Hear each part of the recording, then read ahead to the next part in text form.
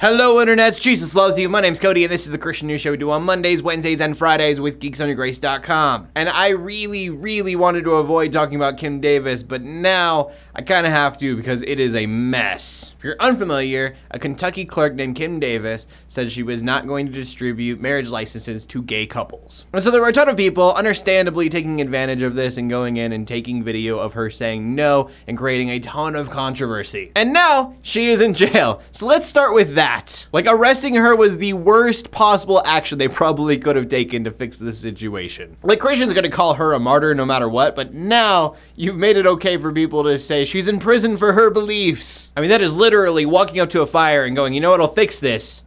Gasoline. But here's the thing, guys. I know I have the unpopular opinion, but this isn't persecution. If I go to work and my boss tells me to do something that I'm not going to do, I no longer have a job there. If you work for the government and you're not gonna do what the government wants you to do, you're no longer going to be working there. Now, like I said, the arrest thing is so weird to me. Like, that was such a stupid decision, but they can't fire her because she was voted into the position, so she needs to be impeached. But I like what Drew Kaler said. He's the founder of Geeks Under Grace. If you work at the DMV and you're a Muslim, so you're not going to issue out licenses to women, that job is probably not going to work out for you. And also, in the first place, Kim Davis, this license has nothing to do with your idea of marriage. The Christian version of marriage has nothing to do with a piece of paper. And if you're gonna go with your point of view, then you're being hypocritical. I'm sure you've given an atheist couple a license before, and that marriage has nothing to do with God whatsoever. Main point, to all of the people that are crying out persecution and pointing at this, you're missing the overall problem. Like, this whole country is going down. This is just a side effect. If you're sick, you have a fever, you're throwing up, and you have a cough, and you just treat the cough,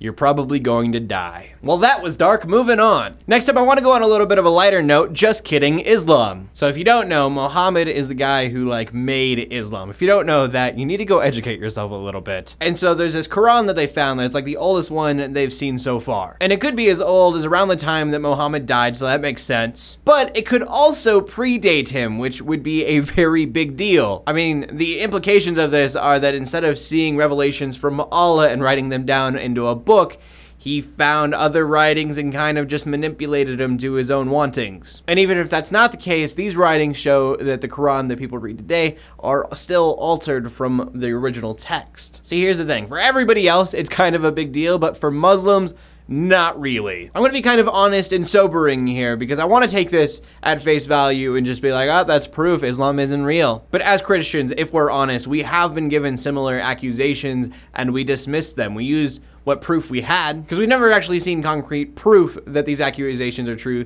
We've just seen a few things that allude to it, and I think this is no different. It's not proving anything, it just alludes. And even if they do find enough proof, it's not gonna overtopple an entire religion, it's just not. It'll be dismissed as hoax or fake, because that's what humanity does. Like, I guarantee we're just not as open-minded as we'd like to think we are. And for that, we go to the final story of the day. We're gonna end up on a kind of a weird note, usually something that I would make the first story of the day, and that is a book coming out. If you're a Christian, you probably know who Billy Graham is. The guy is ancient, but he has a book coming out called Where I Am, Heaven, Eternity, and Life Beyond. And I've got to be honest, I'm very curious as to what this old man has to say. He says heaven is where Jesus Christ is, and I'm going there very soon. I can't imagine being in his shoes by any means. This is a guy who's lived a very full life, and I can't imagine being that close to death and knowing it, just kind of waiting. Yet still obviously doing what he can at 96. I can only pray that I'm that kind of man when I'm that age. And that's where we're gonna end today's show. Like I said, it's kind of on a weird end note, but my question of the day for you guys, thinking about being 96 years old, it'd be so far away yet so close. What is on your bucket list? What is something that you wanna do before you become too old to do it? Not die, because that's dark, and I've been kind of dark today. As always, I want to know what you guys have to say, so please leave a comment in the comment section below with your answer. Make sure you check out geeksonyourgrace.com for more geeky content. My name's Cody, Armour, bringing Christian news in a not so boring kind of way. Sometimes kind of an off day. In closing, let the haters hate, let the Christians pray. To everybody like, subscribe. I will see you later, and God bless.